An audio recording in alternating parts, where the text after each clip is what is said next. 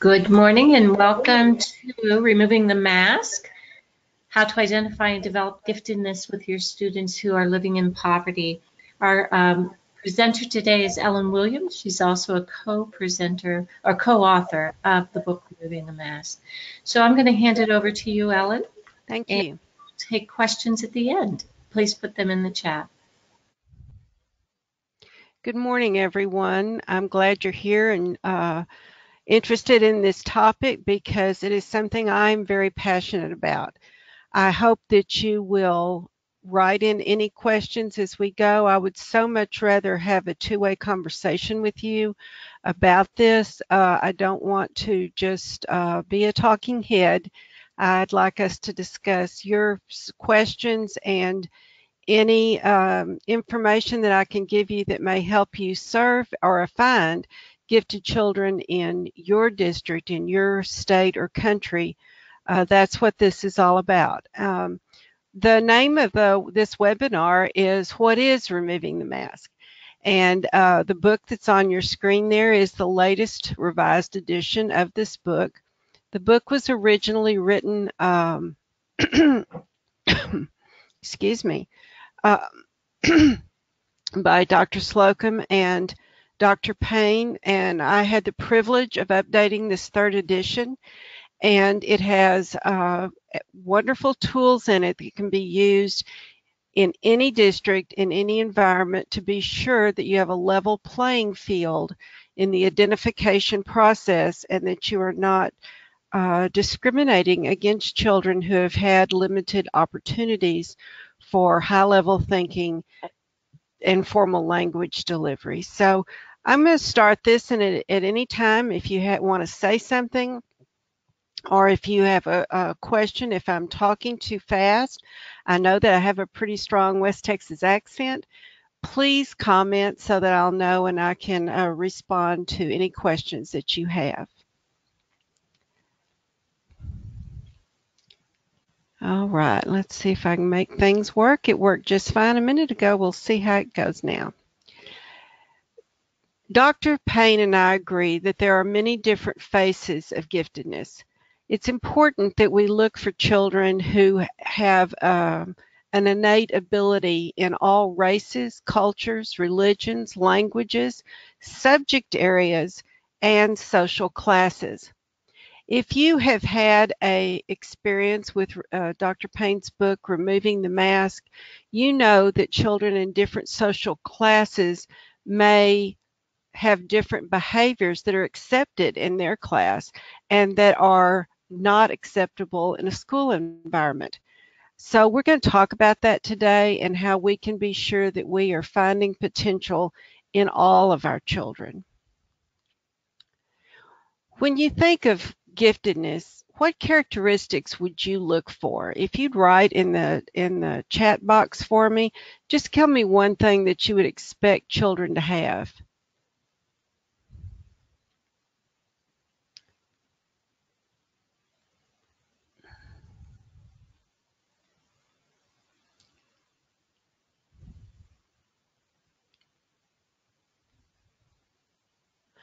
Above average reading skills, good.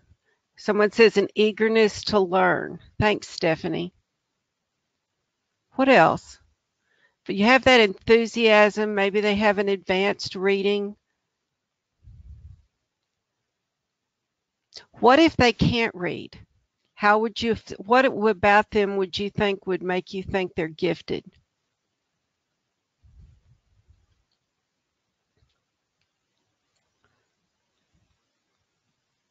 Articulation. All right, that's an interesting one to talk about here. It may be an oral vocabulary that they're different than the other ones. Processing skills, sees connections and relationships. Sharon, that really is key. For children in poverty, their characteristics may manifest themselves differently than you're used to seeing in the average population. This is a chart that I used for years when I was talking to parents about, do you think your child is gifted? And we'd say that gifted learners ask the questions, but the high achievers know the answers. Gifted kids just seem, that's right, Brenda, students are able to speak about a topic and they seem to know a lot, and you don't know where they got that. Sometimes we say they're highly curious, they're mentally and physically involved in their learning, they're not just attentive.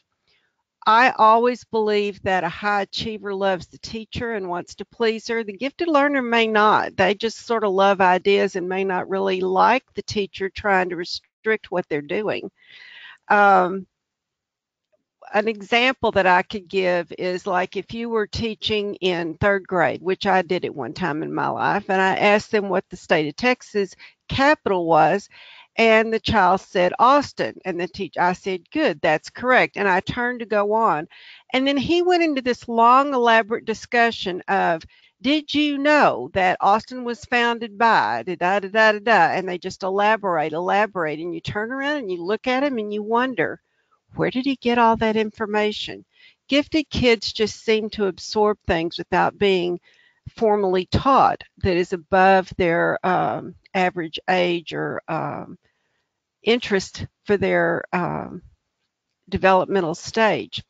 One of these on here that I think is important is the one that says high achievers work hard, but gifted learners play around, but yet they test well. It's like they've absorbed the information without having to pay attention as closely. And with kindergarten students, very young students, the last one I think is the most telling. If a child is 5 years old and they like to be outside riding their bike, kicking the soccer ball, playing with their peers, then they're more likely to be a high achiever. A gifted learner tends to prefer older students or adults as their peers, and it's because they're their intellectual equals, and they may act very differently than their peers and not be satisfied by being with their peers. Here are some of the negative characteristics that we observe in gifted children, but because their behavior may be off, they may be acting out in class because they already know what's being discussed.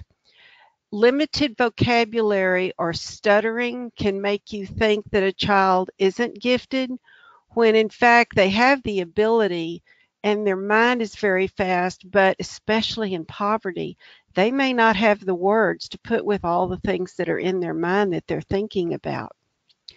If they don't finish their work or they're sloppy or careless, we may think that they're not very bright, when in fact they are multi potentials. They are caring about so many things and they don't either get started or they don't finish what they're working on. Disorganization seems to really bother a lot of teachers, and yet there are many gifted people who are very disorganized. It goes with that other one. They're thinking about so many things they can't seem to focus on anything. They can be impulsive and they can be a class clown. Do you think some of those negative characteristics can keep us from seeing someone's giftedness?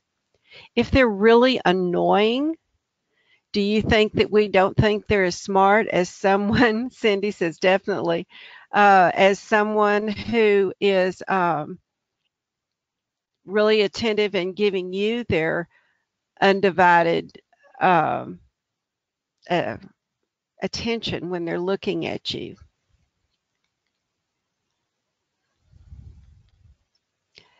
In poverty, Dr. Payne and Dr. Slocum identified, that's right, Cindy, their minds are always thinking, and that's where that disorganization and skipping around to different ideas may come from. In poverty, Dr. Payne and Dr. Slocum identified these things that we need to be looking for. They may have advanced language, but it may be in a casual register. Or they may be communicating through a nonverbal body language kind of things that is different from other children of their peers. They may have an unusual perspective. And this, I think, is very important. In poverty, children seem, if they are, the more intelligent they are, the more potential they have they are, the more sensitive they are to ideas of justice and fairness. They may have a very fine-tuned sense of humor, and it may not be appropriate for school. It may be a more adult sense of humor. Can they use storytelling in casual or colorful ways? Yes, Cindy, they pick up social cues easily. They're very aware of their relationships with other people. They may be able to discern patterns in human behavior, and although they may not have had as many experiences in analytical thinking in an academic setting, children in poverty are real problem solvers, and they are watching people all the time and can tell you a lot about them, things that you might not have even noticed.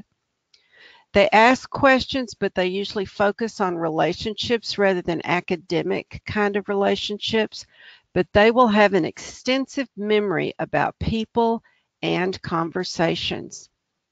So a lot of this has to do with casual register, but yet still showing problem-solving ability, strong sense of humor, great storytelling ability, but it may not have that formal language structure that we're used to seeing in middle-class children. Now, we need to decide, do children in poverty know less than children from more affluent families?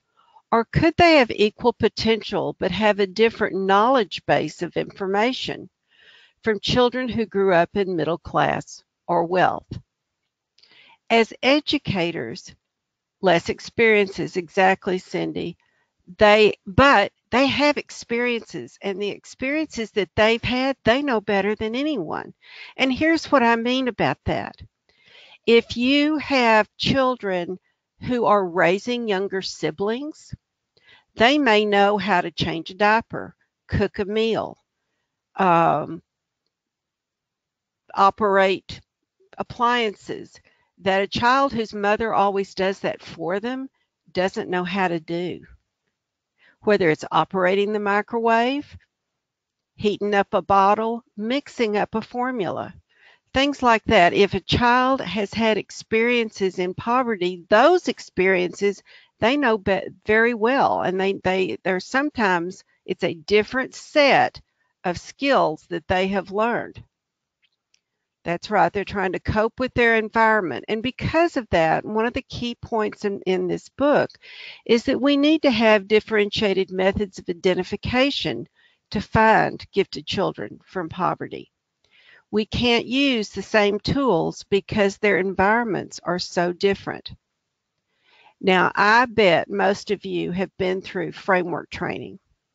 If you have, you know these next few slides, but it's really important that we review what resources are. To better understand people from poverty, the definition of poverty is the extent to which an individual does without resources. And it's not just money. Financial resources are the one we generally think of, but children are also part of their growth and development is affected by their emotional resources. They're being evaluated for a gifted population according to their mental resources. And that's what makes this really, really difficult, is that we're evaluating. I want to see a comment here. I'm not getting the comment. I missed a comment that came in just a minute ago, but if their resources are the same, they can be evaluated similarly. But if they have different resources, we can't look only at their, for example, their mathematical ability or their reading ability. We need to look at a lot of different things. Other resources that we can expect children in all classes to depend on is a spiritual resource, as well as a physical resource. Do they have a strong support system behind them? Are they friends, families? And we as teachers can be a part of their support system, whether they have one at home or not. It's important that they have positive relationships and role models, and educators or those who work with them in the community can provide that relationship that they need. And these last two are what keep a lot of children who live in poverty out of a gifted program. It is the knowledge of hidden rules and the ability to access formal register. Do they have the vocabulary, the language ability, and the negotiation skills they need to succeed in school or work? In special education, as a learning disability, we have Child Find, where we go and we really search for them.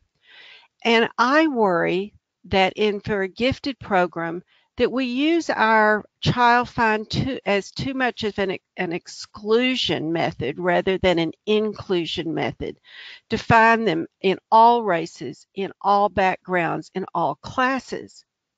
And why I say that is because of these last two. And if a child in poverty doesn't have them, we may not see their intellectual potential.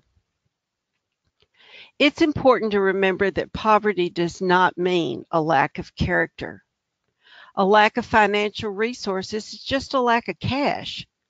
But a family that has a lack of financial resources may have ample spiritual, emotional, or physical resources. Do you know examples of people who come from poverty? They were raised in poverty but have been extremely successful as an adult. Examples like the musician Jewel, who was homeless in Alaska for a while and lived in a car with her father. Oprah is another example. Maya Angelou. Each of them, though, had spiritual, and emotional, and role model relationships in grandparents, parents, or friends that overcame their lack of financial resources. And all of those are very gifted people with different strengths. And one of the ones that I think about is Mr. Schultz. Now, not Charles Schultz, that was the artist that did Peanuts, but Mr. Schultz, who was the retired CEO now of Starbucks. He was raised in the projects in New York City.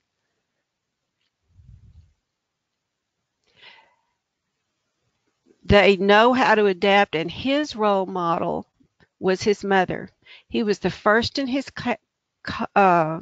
family to go to college, and he went on a basketball scholarship, which was his talent. But with his mother's emotional support, his talent of basketball, he went to college and now is one of the wealthiest people in the United States because of his business development of the business Starbucks.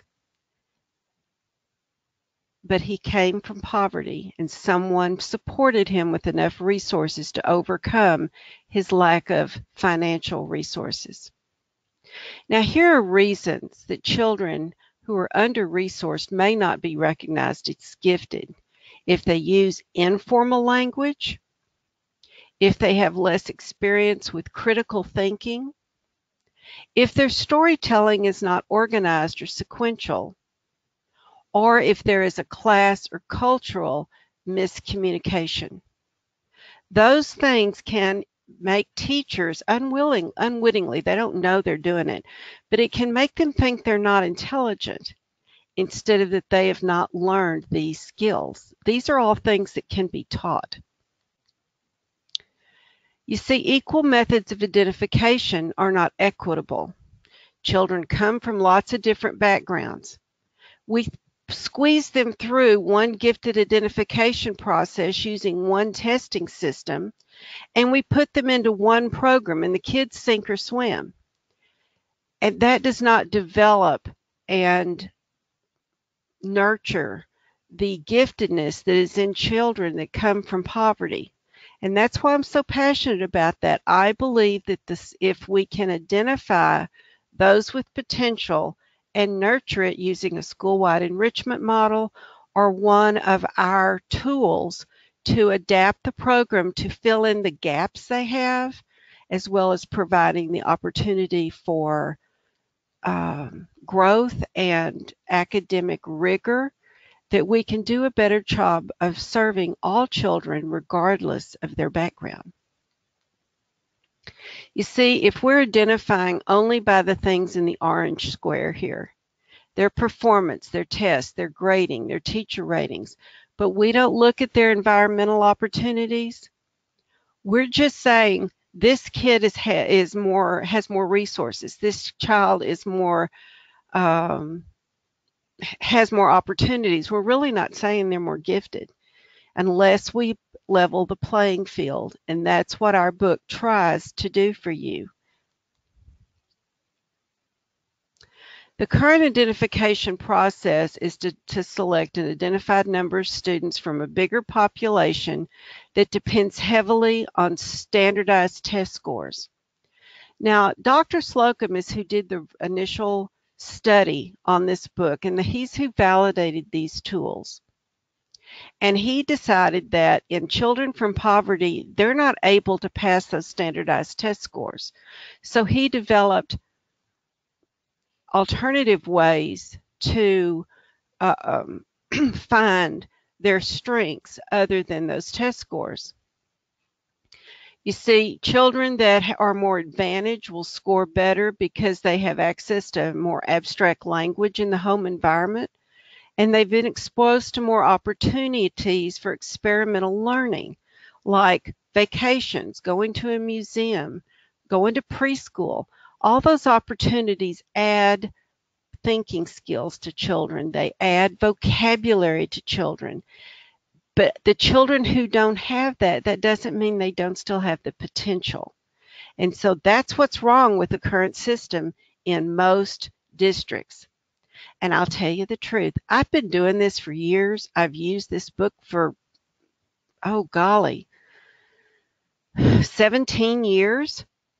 And there are many districts, and the one in the state you're in you may look around and all the gifted kids are over here in this very white, privileged campus, while the children in the Title I campuses that are mostly poor, nobody's identified as gifted there. If that's the situation in your neighborhood, there's a problem with equity in your district. And as I said earlier on the list of resources, the things that are most likely to mask giftedness in children are that we are trying to quantitatively decide if they have superior mental resources, but we're subjectively evaluating them on their ability to access formal register and if they understand the hidden rules of middle class, because that's how our school system runs. It comes from middle class. The teachers are middle class. We have a paper society. We believe in achievement. All the ways that we know to value and what we value are the rules that we put on children, and they may come from a different class, and if they do, they have a different rule system. So we're going to be talking a little bit about this morning. Now, I don't have time to go through this whole book. It's a long book. I have a 6-hour workshop on it, and I can train you to use the tools that are in this book. And that's what this is about, is I want you to come and sign up for the long one so I can walk you through some of the tools we have. And we're going to talk about those tools briefly. But the whole point of this webinar is children in poverty can be gifted too. We're looking for potential. We're looking for ways to overcome their lacked resources to supply those resources that they need and help them reach their true potential. This is the chart that if you've taken framework, I know you've seen it, you've heard it before, but let's talk about it. And there are so many, you're right, Cindy, so many gifted children are living in poverty and we're overlooking them. Ruby uses this as how people in different classes look at time and look at money. And I look at this, these are my words, the top row is what they spend time on, but it's also what they worry about, and that's my word. In poverty, you're thinking about survival. That's what you're worried about. Where's your next meal coming from? Do you have heat? Do you have a roof over your head? In middle class, we're worrying about our work. We're thinking about it. I know my whole time as an educator, I spent more minutes of my day thinking about my work than I did about surviving. If I'm in wealth, I'm worrying about political connections, because that's how I'm going to get more wealth, how it accesses my power. And so that's where my time is. In poverty, I value relationships because that's where my power is. The more friends I have, the more family I have, the stronger I am. In middle class, we value achievement. Up here on the wall over my good people skills, that's right, Cindy, is that is a relationship strength. And the better people skills they have, the better they're able to deal with solving problems. That is where theirs come from, and mine comes from achievement. Here I've got diplomas on the wall over my head, and I'm proud of my achievements, and I put them on the wall. And that is where my pride in that comes, because I know the way these things help me. I was able to write a book. I was able to become a consultant. I moved up the chain in public school leadership by my achievements. In wealth, you're proud of your financial connections. Financial connections are how you are able to access more money than even what you have. And you know that by a signature, you can get more money, and you're proud of those connections. You think about your political, you're proud of your financial. Now let's talk a little bit about the bottom row, how you spend your money. If you have excess income above survival, you're going to spend it on entertainment. And that's because entertainment helps dull the pain of poverty. If you're going to spread that around, that money around, if you have it, you're more likely to buy a DVR player or a CD or alcohol and entertain with your friends than you are new clothes, because the old clothes have served you well so far and they can make it a little bit longer. But entertainment is a way you're going to spend any excess money that you have. In middle class, we spend our money on material security. We like stuff. We like to collect things. Boy, if you could see my house right this minute, I have collectible everything. And we often wear things with labels. Michael Kors or Kate Spade on my purse shows that I am at a middle class level of achievement. And I'm showing this to you with labels and stuff. We really like to keep stuff. When our house runs out of space, we're going to go get a storage container and put more stuff in it, because we won't let it go, because it's part of our value system. Our social connections are what we will spend money on. Yes, Cindy, or a bigger house, or on our social connections. You're going to spend money on a cotillion, on a political fundraiser, your country club membership, because that shows everybody that of your wealth. It is how you demonstrate your class, is by spending that money on your social connections, because it goes back to your political connections, it goes back to your financial. All of this is interwoven together to get you further ahead in your class, just like entertainment is in building more relationships. So this whole idea of class, we need to understand it. We need to know that there are exceptions in every class. This is not a stereotype. It is a trend that we may see. And yes, there are exceptions, but what we've seen over history is this is how people demonstrate their class and how they spend their time and spend their money. And whatever class they're brought up in, the hidden rules of that class which they were raised are the ones they bring to school. Now, I'm going to tell you, I used to be in charge of a career and tech program, and we were trying to get job skills for students. And I had a cosmetology teacher tell me that the problem was I was sending her such bad kids that they couldn't pass the test. They didn't take it seriously enough. And she's like, if you would send me better kids, we'd have more children graduate as cosmetologists.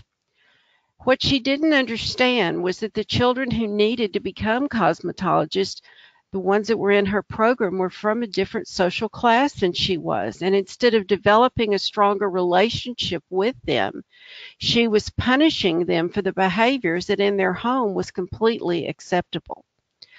The hidden rules of the class in which they were raised are the ones they're bringing. And I want to tell you something. Your parents in poverty are sending you the best children they have. They're not hiding other ones at home that behave better and are in a higher class. They love their children and they want the best for their children. They have not yet, though, learned the rules of middle class school. And that's where the difference is coming in, is from their class background. You see, school and home have different rules, and we must teach the students that there are two sets of rules. Basketball doesn't have the same rules as football. We cannot blame or feel sorry for students. We have to teach them the rules that they don't know. And if you are familiar with Dr. Slocum's books or Ruby's books or Rita's stories, and I'm sure many of you have seen Rita's stories on YouTube, but she's very big on there's a language for school, there's a behavior for school. It may match or be different from the language and behavior you use at home. That doesn't make them good or bad, which is the mistake that teachers often make. There's good behavior. This is bad behavior. It's not good or bad. It's just different. Baseball has different rules than football, and the game of school has its own set of rules, and we need to learn these rules so we can win.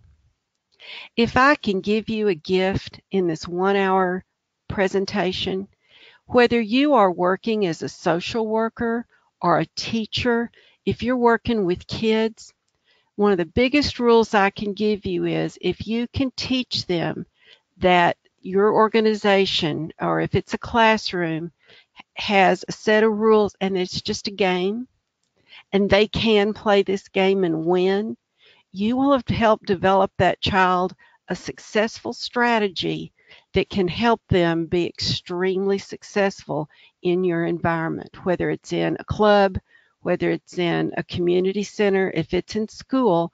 All kids want to win and they want to be accepted, and they have to learn the behaviors and the rules for your environment. Success in school depends on students understanding the rules of middle class, especially the rules of behavior, formal language register, story structure, time management, and cognitive and vocabulary development. Now again, there's a 6-hour workshop on this, and I don't have time to go over all of it today, but I wanted to share you a few stories about them and show you some ways that this book, Removing the Mask, can be extremely helpful for identifying giftedness in children. And it also, I think, just helps extend from framework to look for not just getting kids to pass, but to reaching their own individual potential. Because isn't that what we want for all our kids?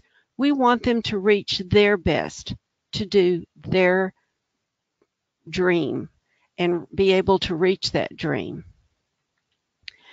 We also have to design curriculum and instructional models that nurtures and develops the strengths of all children, including those living in poverty. I don't want to see a child identified for a program and then fail in it. That would be so sad. I think we'd be setting them up for therapy as an adult, making them put them into a system where they can't be successful. We want to give them the tools they need to be academically successful, and to do that, we have to support them once they're in the program.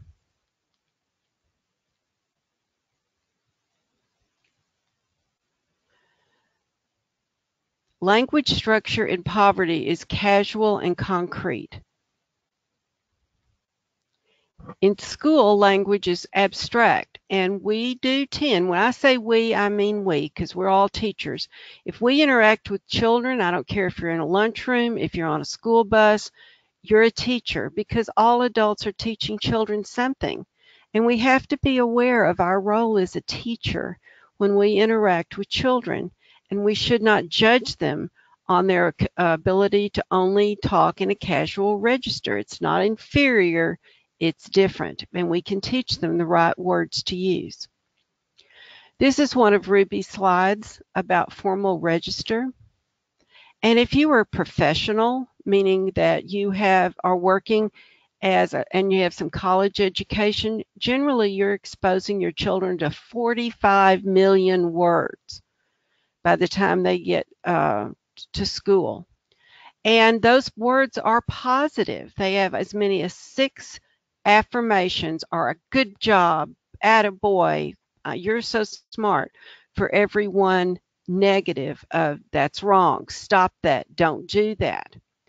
But if you're in a welfare class, you're only hearing about 13 million words, and they're one good thing for 2 negatives. You may not believe me on that, but it is true, and we've got some updated research here on the bottom of how important this is. And I'm going to tell you a little story of how I know whether a child is going to have adequate vocabulary by the time they get to kindergarten. And I call it the target test. If you are in Target or in a grocery store, could be Walmart, and you're walking through and you see a young mother, and she is from middle class or from a professional class, and she's pushing a stroller in the buggy, in the cart. And as they go through the store and the child reaches for an apple and goes, bah, bah, and the mother goes, that looks like a ball, doesn't it? That's an apple. Bless your heart. Can you say apple? What color is that apple? It's red. That's right. You are so smart. Feel this apple. See how smooth it is? Let's put that in the cart. Or not, but yes, it looks like a ball. She has used so many vocabulary words in a two-way conversation with that child. She's talked about texture, shape, color. She has affirmed that child that what they're seeing and given it a name, apple. Mothers who are at the professional level, who are not stuck in a welfare state of thinking, are thinking about developing vocabulary all the time. As I say, they're often in their yoga pants and they have their Starbucks coffee in one hand. Hopefully, they're not on their phone on the other. They're actually carrying on a conversation constantly while they shop with their child. In welfare, you'll see in the target test, if a mother's going through Target or Walmart or the grocery store, and the child reaches for something and says "ba" for ball, sees an apple, she's more likely to say, sit down, stop that, no, and just keep going. What she's looking at instead of her Starbucks card or her phone may be her Lone Star card or whatever your state is. She's worrying about, do I have enough money to get what I need to get out of here to feed my family? She's focused on surviving. She is not focused on enriching the vocabulary of that child at that time in that moment. That's the difference, and you can see it everywhere you go. If you only see a mother correcting their child, she's not being a bad mother. She's trying to keep the child safe. Sit down. Stop that. Don't stand up in the basket.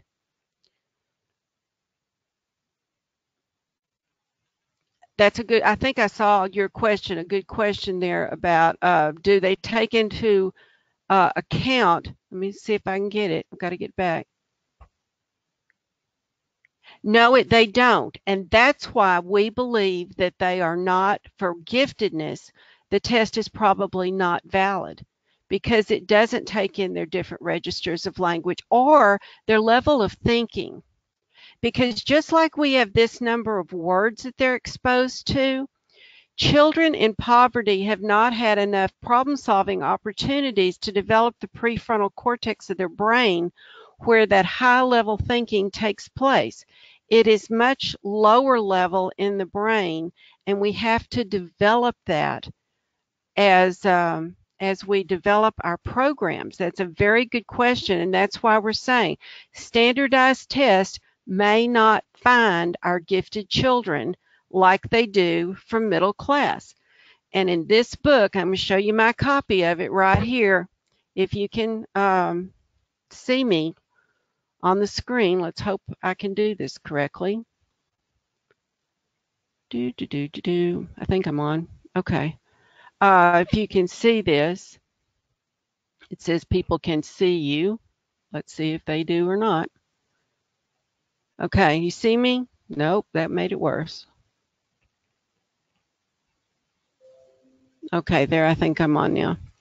This in this book, we have tools that you can use in place of standardized tests, and that a child can use and demonstrate their proficiency for your building. And I am so glad. Oh, good. I'm glad you see the book, Sue. I always worry that when I show something that you won't be able to see it. I get distracted on seeing multiple things here.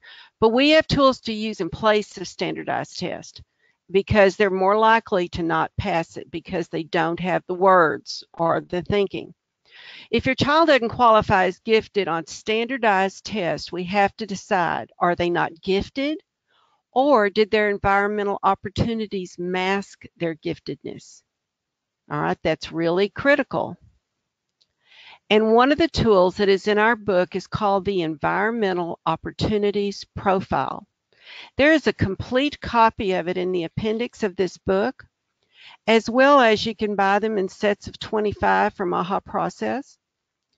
And this is just so good, and it gives us, this is not identifying for giftedness. The Environmental Opportunities Profile, or the EOP, is deciding whether or not the children have limited resources. That's all it's trying to find. And if your child scores over 30 on this, we're going, whoa, their standardized test is probably not accurate. So if I back up to this screen, here's what we recommend. You do all your testing with whatever you usually use. And all the children you're testing were nominated, right? So somebody saw characteristics of giftedness in them. So if you had from children that did not qualify, go through those and see how many of them are on free or reduced lunch. If they're on free or reduced lunch, those test scores may not be valid, which is the whole point. So then you would use our book and our resources like a plan B to reevaluate using and get to use the environmental opportunity profile we have, see if their resources are too limited for those to be valid. And if they are, you're going to use the other tools in here and you can still qualify them for a program, whether it fits the district standards or the campus standards. And I'm going to talk about that in just a minute, because that is really a key component of removing the mask, is that we'd like you to identify, whether it's with a label or not, at least provide services as an unidentified but potentially gifted student on your campus by grade level. And this gives you tools to do that. Now, this is a different tool that's in the book, and you can buy it from AHA Process. It's called the Teacher Perception Inventory. And I don't know if you can see this clearly enough. If you have a copy of the book, it's in here, the whole thing. And you can buy them online. We can even, if you contact me, arrange to put it as an online version so that teachers can score it that way. But it looks at the attributes of giftedness from a middle class perspective as well as from a poverty class perspective of what you may be seeing. And I love it. It takes a long time to administer, and you have to really train teachers well to use it. But let's look at the first question. It says, on the left is a positive middle class characteristic that you may see. They're curious about information. They're inquisitive. They don't accept information at first glance. They question and push for more information. And that's what one of y'all said about they're very curious, right? Well, in poverty, look at the negative side of that on the right. Obnoxious with questions, likes to stump people with hard questions, enjoys the questions with shock value, questions authority, unwilling to follow the rules. Now, for that question, if we're talking about curiosity, the one on the left may be the way a kid in middle class or wealth looks. But on the right, that may be how the very same attribute of curiosity may display itself that way. See the difference? Now look at question number 2. The negative is on the left, and that's another reason I really like this tool, because it isn't always all the positive ones are not on the left. So you have to go one at a time very carefully. The negative on number 2 is on the left. It says that kid is stubborn. He avoids tending to other things that need to be done because he isn't through with his own priority. That's very annoying to teachers, isn't it? We see that as a negative thing. But it's the very same perseveration trait that we see on the right. He sticks to the task. He gets the job done. He doesn't give up easily, even when things get difficult. Those are the same thing. It's just whether or not you're looking at it from a positive or a negative point of view. And for teachers that don't like kids that are outside the box, they may see this in any child as a negative characteristic rather than a positive. But either way, it's a characteristic of giftedness. Number 4, they understand the subtleties of language. They use language in powerful ways. La-ti-da on the negative side. That kid has a smart mouth. He uses humor in a destructive manner. He's unable to relate to peers because his own sense of humor isn't as sophisticated. He's the class clown. You will see that in children from poverty because they can help them build relationships. But it's a negative trait in some teachers' judgmental perspective. So what you do is for each one, you decide, is the left or the right the attribute that is most closely associated with this child, and then you score them 1 through 4 on one of the sides. Then you add up all the points. And people always ask me, well, what is the cutoff point? You should determine the top ones for your campus. It doesn't have to be a set number, and yours might not match another campus because you're dealing with your kids. And so you would want a majority of the questions. So it might be 18 out of the 20-something questions. Whatever number you think is high when you get them and put it all together. It'll be most of them, but nobody has all of them. We have to look at potential, not just standardized test scores. And gifted children in poverty benefit from a differentiated curriculum taught by teachers who can bridge any gaps that may exist in their experiences. Now, here's what I mean by that. Do you know what an AVID program is? Does anyone use AVID in their districts? AVID is a program usually used in junior high school to take children from on-level classes and give them additional support 1 period a day or tutoring to help them be successful in upper-level classes. Children in poverty need that kind of support, an additional study period where they can learn those hidden rules and complete any. If you have tutoring set up already, you can take these children that have gifted potential and put them into that tutoring session on how to develop that formal register and how to develop those thinking skills to help them be successful in gifted classes. And that's the differentiated part for them. Here are the gaps that they may have. They may not know the hidden rules. They need the formal register. They may need a wider vocabulary so that they can elaborate and use creative and critical thinking. They already have problem-solving skills, and we need to help them develop those in an academic session. I'm sorry, I didn't say that right. Problem-solving skills in an academic setting, and we need to provide for their social and emotional needs. And this is for all gifted kids, not just children in poverty. I hope that you have also, if you've signed up for this, that means you've been to the AHA Process website. And I hope you've been exposed to the new book that Ruby has put out on emotional poverty. It addresses social and emotional needs.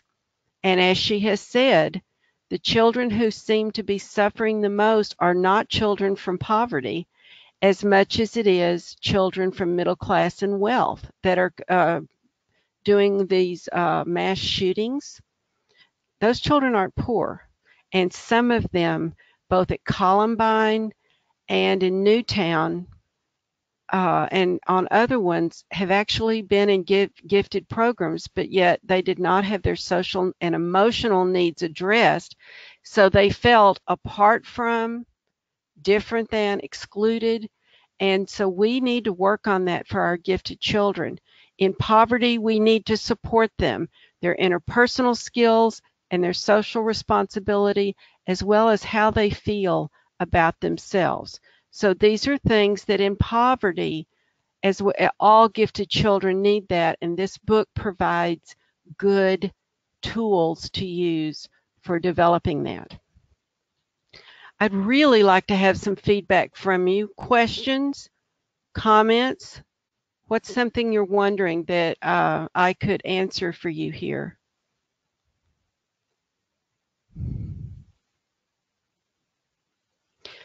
I know that I don't have time to do a real in-depth, and we're almost out of time now. But I want to go on and talk for just a minute. Please write if you have anything you'd like to comment or a question that you have about this book. I hope that you will sign up for the training so I can teach you how to use the tools that are in this book.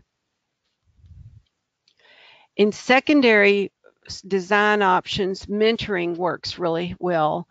Counseling and academic support is needed. The great thing about high school is that children can self-select beyond academics for music, art, debate, and leadership, and they do. So that can be addressed for children that learn. They will be successful in high school if they can master the hidden rules and formal language. But here's something.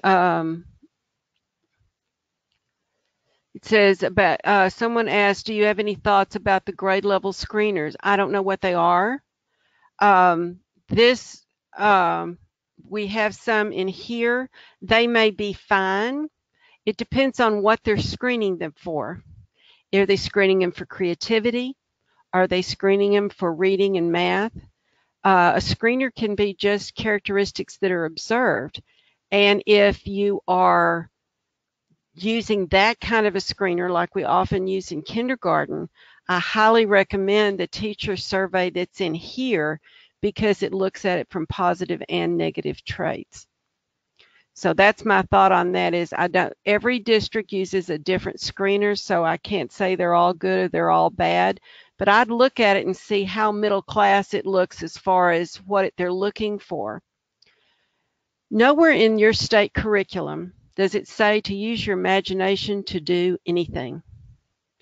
And we need to give children opportunities for creative thinking. And when we talk about the affective needs, we want to talk about how does the child feel about themselves? How do they get along with others? Because gifted children don't suffer fools lightly and can be very impatient with others who don't catch on as quickly as they do. And we have to teach gifted children to be patient, to get along with others, to let others lead, when to follow. And those are all part of those interpersonal skills. And we want to teach social responsibility. This I am part of a community of school. I am a part of a community of my neighborhood. And it's not just about the earth, but um, it is about being a part of a society. And that gets into Dr. Payne's emotional poverty book, so they don't feel less than or apart from the others in which they share this world. And that will help them emotionally grow and develop. And my last question is, if you don't attempt to see beyond the mask of poverty and remove it, who's going to do it? We've been talking about this book for 17 years, and there's still so many people out there who are not, they're using it as a class segregation. They're using gifted programs for that, and it's very subtle. But if you look around, and if your gifted program in your school is all white or all middle class, but your classrooms aren't, there is an equity problem in your campus. And I hope that you will consider removing the mask. And I appreciate Shan says, any thoughts about a way to present to parent options beyond letting children play games on cell phones? What can we offer? One thing I want to tell you about cell phones. Did you know there's actually a drop in the vocabulary development over the last 2 years tested in children that are tested kindergarten through 2nd grade, and it's directly related to screen time? Children cannot develop language through a screen because it's a passive one-way thing. You have to talk back and forth with children for that vocabulary to develop, and we are very concerned, we meaning educators, about being babysat in front of a TV, which happens in poverty a lot, or with screen time, whether it's a cell phone or an iPad or whatever, and that is not developing their problem solving. It may develop some problem solving skills, but not their vocabulary, because they need to be involved with an adult in a two-way conversation. And that's the best advice that I can give you. I also, for parents, would like to give you a website that I have developed that I have 25 blog posts on now about parenting gifted children. It's called write this down, and I will put it in the box, giftedchildmom.net. And those have a lot of things for developing thinking, childmom.net, that are beneficial. And I hope that you will share that with them, as well as our both Ruby's and my social connections. Here they are. Here's Ruby's and mine. You can connect with us on Facebook. Williams Educational Consulting is mine, and AHA Process has its own Facebook one, and Ruby herself is Ruby K. Payne. We are on Twitter as AHA Process, and I am as Ellen3610 with a small e on the Ellen, and I keep a steady thing going, especially for parents, for gifted children, because we need to develop their creative as well as critical thinking skills, and being on screen time is not the best way to do that. But I do, on my blog, give you a lot of tools and a lot of resources that you can use with parents. We need to wrap up now. Our time is just about up. And so if you have, goodbye. Thank you for joining us. If you have a question or something, please contact us and on social media, or in any questions. We do want to hear from you, and all of these, the book and the tools here, are available in the shop on ahaprocess.com. Thank you. Thanks everybody for attending. This was recorded and it will be available next week on the website. We offer webinars the first and third Thursday of every month, so keep looking for what is being offered and pick up some more tips and tools. And we will let you know when, if you go to the events page, you can see when Ellen will be offering the full training in the new year. So happy holidays, have a good day, and we'll see you next time. Bye-bye.